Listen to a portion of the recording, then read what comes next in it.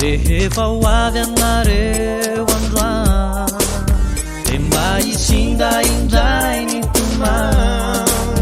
lay fohipitaka angamba tsy ho tana fa ho tonga izay anome afanda fa tsy mbola niova hatrizay lay fitizany nomenanay fa vao maika ny tombo vaika lay toboky ny fohoiray fa tsy mbola niova hatrizay lay fitizany nomenanay fa vao maika ny tombo vaika ny toboky ny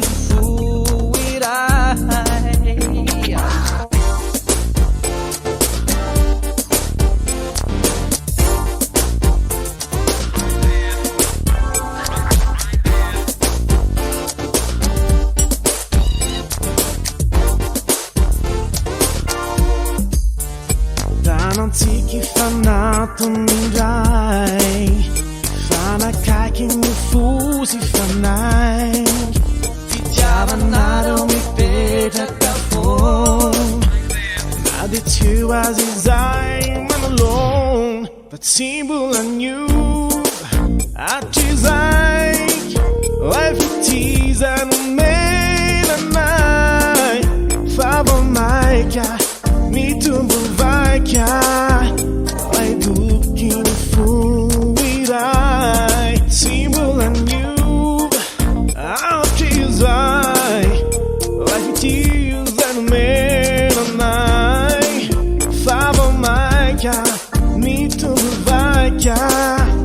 lay toboky ny fohiray.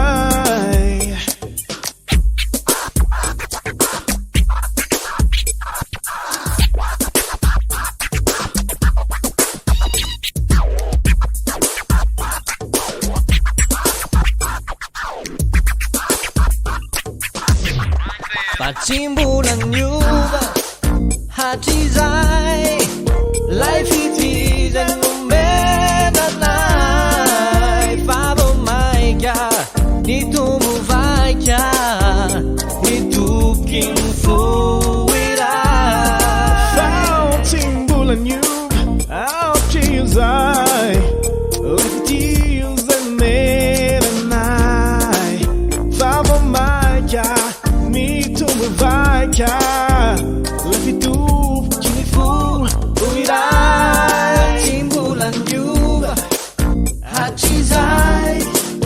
lay fitizany nomenanay fa vao maika